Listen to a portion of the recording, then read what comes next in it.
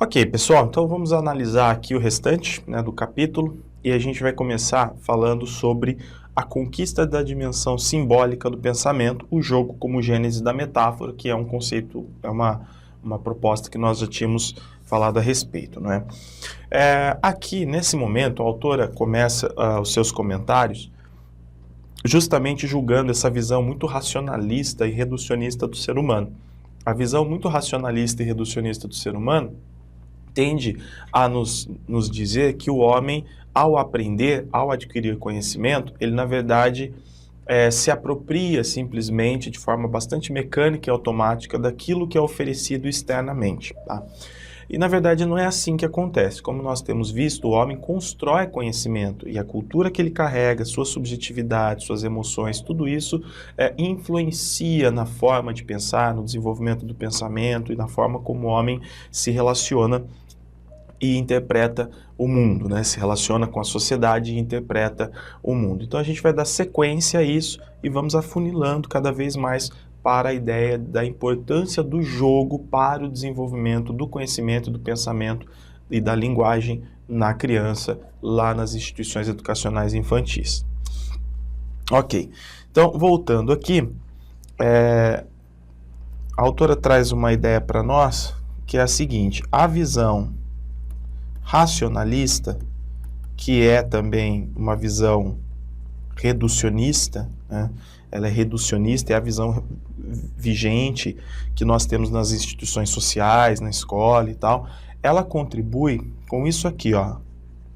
Ela provoca isso aqui, ó. Provoca a alienação do processo de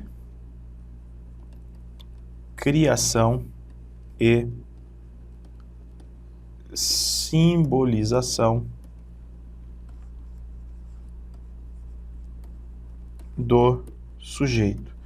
O que significa essa alienação do processo de criação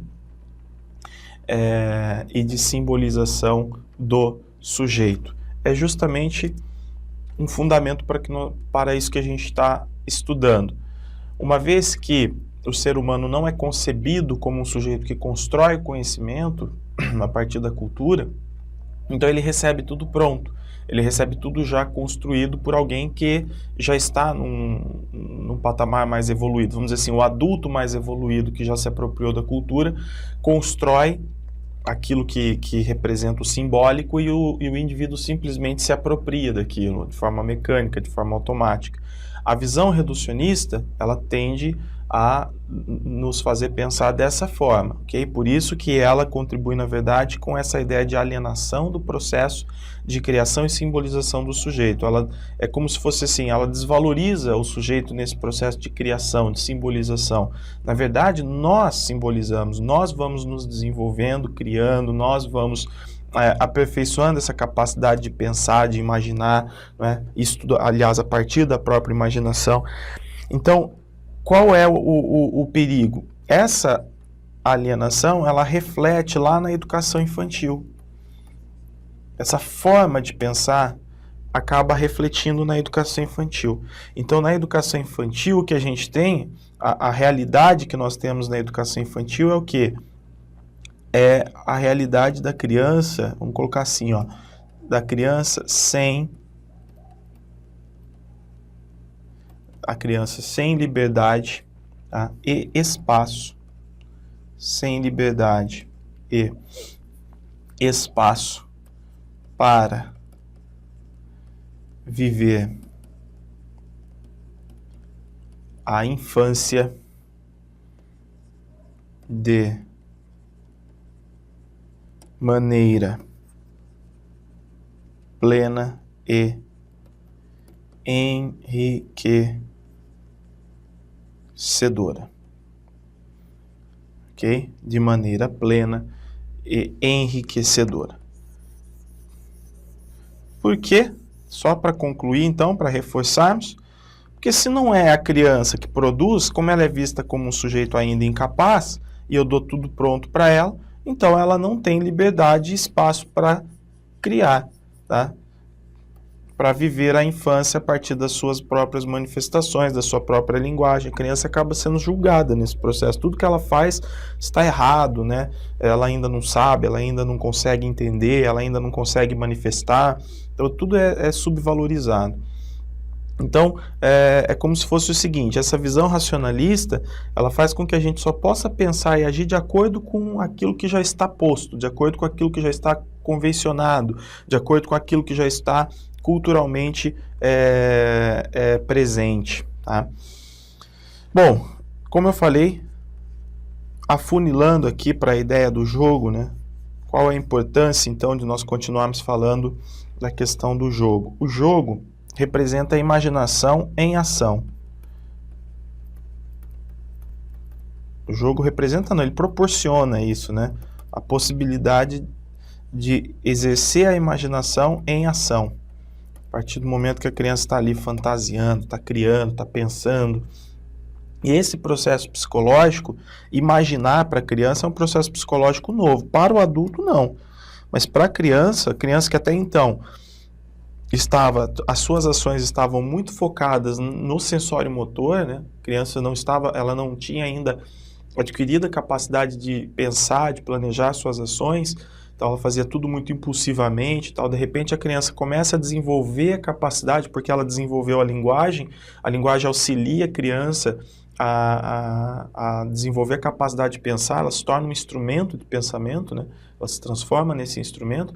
Então, justamente por causa disso, a criança vai poder agora imaginar e imaginar com mais qualidade, inclusive. Porque a gente também tem isso, né? Adquirir a linguagem é uma coisa, agora aperfeiçoar a linguagem é outra. Começar a ter a capacidade de imaginar é uma coisa, agora aperfeiçoar a imaginação é outra. Então é óbvio que esse desenvolvimento é constante. E o jogo, ele vai trazer a imaginação em ação, essa oportunidade do exercício da imaginação em ação. E a imaginação é algo novo para a criança, é uma novidade na vida da criança, que, portanto, deve ser estimulada, né? Então, tá aqui, a imaginação é o quê? É um processo, vamos colocar como um processo psicológico novo para a criança, tá? Processo psicológico novo para a criança. E o mais interessante, como que surge a imaginação? Vygotsky dizia isso, a imaginação ela surge primeiro em forma de jogo. Olha que legal, né? Ela surge primeiro em forma de jogo, tá? Então, essa imaginação, ela contribui justamente com esse processo aqui, ó, que é a passagem. Ela faz parte desse processo, ela contribui com a passagem da inteligência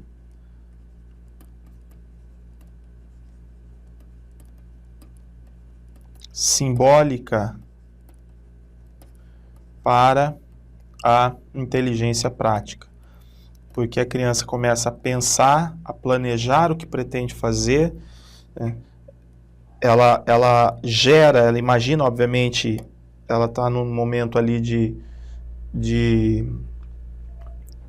em que a informação, o fato, a ação se manifesta internamente na criança, mas ela consegue, para a inteligência prática, deixa eu terminar de colocar aqui, mas ela consegue exteriorizar, ela consegue agir com base nesse pensamento, né? Fundamentada por esse pensamento preliminar.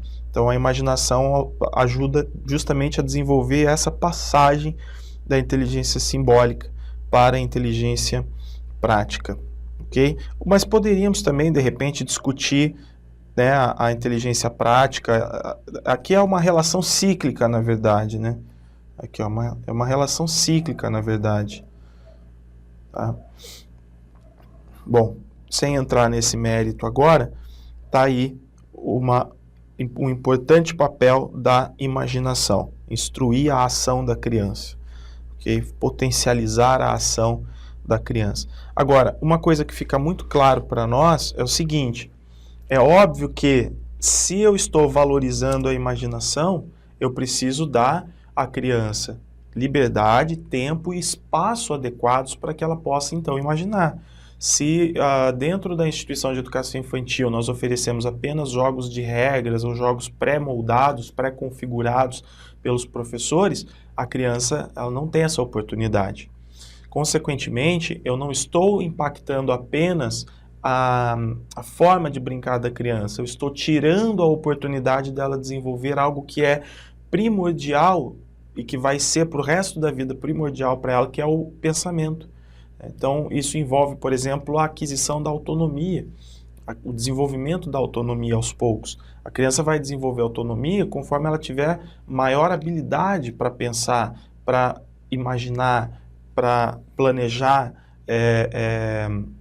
no pensamento suas ações e agir com qualidade. Então, a escola, uma vez que ela não dá liberdade de imaginação para a criança, ela vai tirando a possibilidade desse desenvolvimento ou ela retarda, atrasa esse processo de desenvolvimento da criança, ok? Voltando, vamos lá, para a gente já ir para os finalmente. Aqui eu tenho um trecho para fundamentar tudo isso que nós estamos falando, tá? Que é o seguinte: o conhecimento deixa de estar preso aqui e agora, tá? Aos limites da mão, da boca e do olho, ou seja, do que é sensorial, né? Do que é sensorial. E o mundo inteiro pode estar presente dentro do pensamento. É a capacidade de transcender, de ir longe, né? Então a criança ela vai para lugares distantes, ela tem condições, ela vai adquirindo a capacidade de abstrair, né? Vamos colocar aqui, de abstração. Ela vai desenvolvendo a capacidade de abstração. A partir do pensamento, ela imagina realidades que não estão sendo vivenciadas naquele exato momento, tá? Que não são concretas naquele exato momento. Uma vez que é possível imaginá-lo, representá-lo com o gesto no ar, no papel, nos materiais, com os sons, com as palavras. Então, eu, por exemplo, para dizer que o chocolate é doce, por exemplo, uma cena, na literatura a gente tem muito isso, né? Uma coisa que pode ser trabalhado com as crianças. Então, se eu, por exemplo, descrever uma situação em que eu, por exemplo, falo da fruta, do pé de uma determinada fruta, que a fruta foi colhida, que ela tem uma textura assim assado, um gosto, isso e aquilo, o aroma, isso tudo está na imaginação. Agora, o que eu estou fazendo ao descrever é justamente representar a realidade, uma realidade que não é concreta, uma realidade que está abstrata naquele momento, mas que existe. Tá? Então a criança precisa ter a oportunidade de desenvolver cada vez mais essa capacidade. Representar é dar forma às experiências humanas significativas. Tá? É reapresentar, tornar novamente presente, presentificar vivências que, por sua importância, mereçam ser permanentemente lembradas. O imaginário não se confunde com o real. Ele é um instrumento para a compreensão e a tomada de consciência do real. Portanto, ele é muito importante, o imaginário, para nós podermos viver com qualidade, nos comunicar, nos representar, apresentar nossos desejos, nossa visão da realidade, interpretá-la, ok? Bom, continuando aqui, capacidade de criação do homem, eu quero falar aqui, capacidade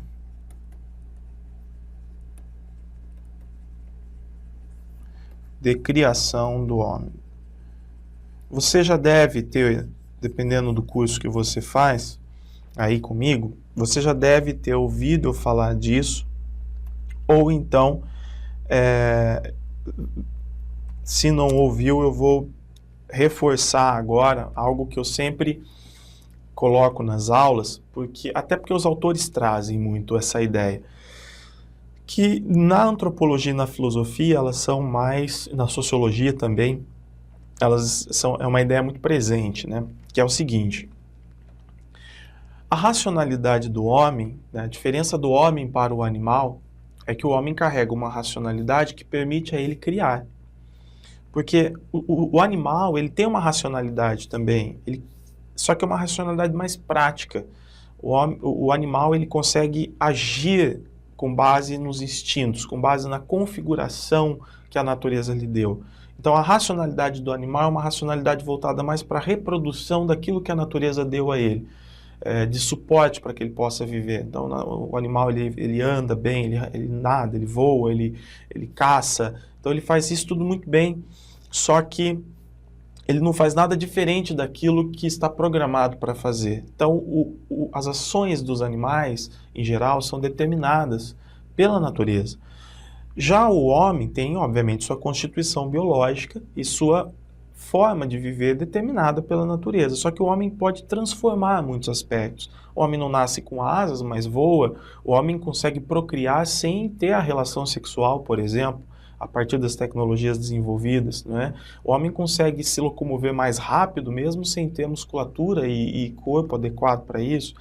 Enfim, o homem tem a capacidade de criar e ir além daquilo que a natureza lhe ofereceu. Então, a racionalidade do homem é uma racionalidade criativa. Por quê? Porque ele produz cultura, e a partir da cultura, as tecnologias, a capacidade de agir sobre o meio, de alterar o meio, né? Ao passo que os animais tendem a se adaptar ao meio natural, o homem consegue transformar o meio natural a partir dos seus interesses. Então, essa capacidade de criar do homem é muito peculiar do ser humano e está relacionado justamente à relação do homem com a cultura que ele produz e que ele assimila, com a qual ele convive. Bom, o que acontece? O homem tem capacidade de criação e essa capacidade ele não desenvolve porque ele gosta, mas é uma necessidade. Tá? Isso aqui é uma necessidade humana. Necessidade para sobreviver. Tá? Então, se você estudar antropologia, você vai ver que os grupos humanos, foram várias espécies de humanos, né? Os grupos humanos sempre tiveram a necessidade de desenvolver determinados aspectos para sobreviver, para caçar melhor, para se proteger, para comer, enfim. Então, a criação, ela é vista, aqui agora especificamente sobre a criação, então, é vista como o quê? Como uma ordenação de uma ideia, de um sentimento. Criação é a ordenação de uma ideia, de um sentimento, ok? Ordenação de uma ideia, de um sentimento. Eu posso, obviamente, ter um processo de criação individual do sujeito,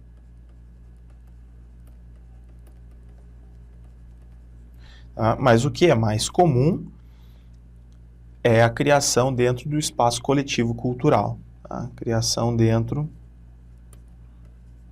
do espaço coletivo cultural.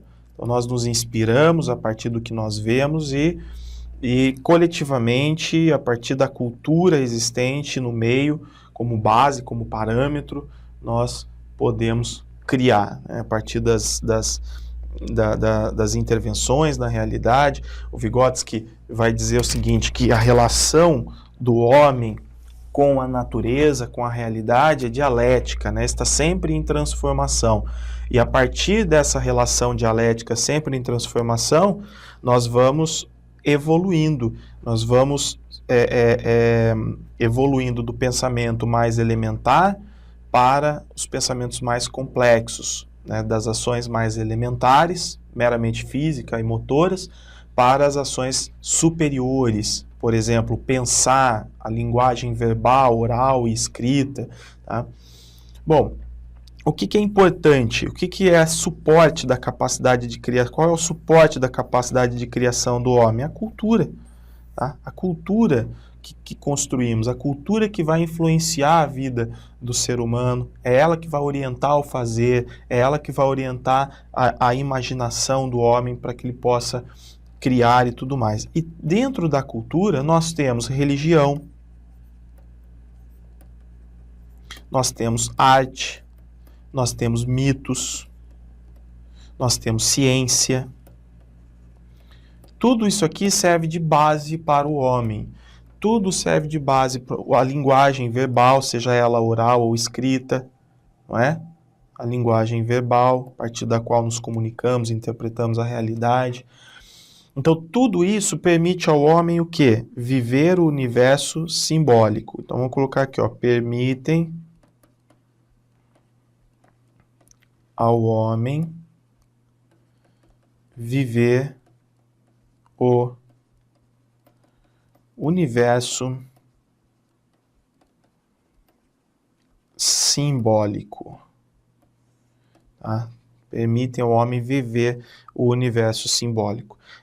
E a partir da simbolização, da representação, é que o homem vai interiorizar o mundo. Olha que interessante isso, não é? Se nós somos seres que nos constituímos historicamente, ou seja, o homem não é simplesmente um objeto biológico, não é? O homem é um ser social, histórico-cultural. Nós estamos constantemente desenvolvendo cultura, evoluindo, e nós herdamos cultura das gerações anteriores. Então, a necessidade primordial do homem para ele se constituir ser humano é apropriar-se de cultura, é interiorizar aquilo que o mundo oferece do ponto de vista cultural. E como que nós fazemos isso? A partir de um processo de simbolização. A partir de um processo de simbolização, é compreendendo o simbólico e nos apropriando desse simbólico para a gente entender melhor o mundo, a realidade, e poder, inclusive, participar dele. No entanto, as escolas vão contra isso, né? Essa capacidade de criação do homem, normalmente, ela é o quê? Ela é impactada pelo trabalho escolar atual. Porque a escola está tão preocupada em produzir um homem ideal para a sociedade vigente, que ela não permite ao ser humano viver experiências autênticas e buscar suas significações, desenvolver esse simbólico com mais liberdade. Então a escola, ela impacta a capacidade de criação do homem a partir do momento que ela oferece o quê? Conhecimentos ritualizados. Conhecimentos ritualizados. Tudo isso aqui, ritualizados. Tudo isso aqui está relacionado a quê? A impossibilidade da criança brincar, produzir e construir conhecimento autêntico, porque a escola já dá aquilo que é certo, aquilo que é errado, já dá isso pronto para a criança.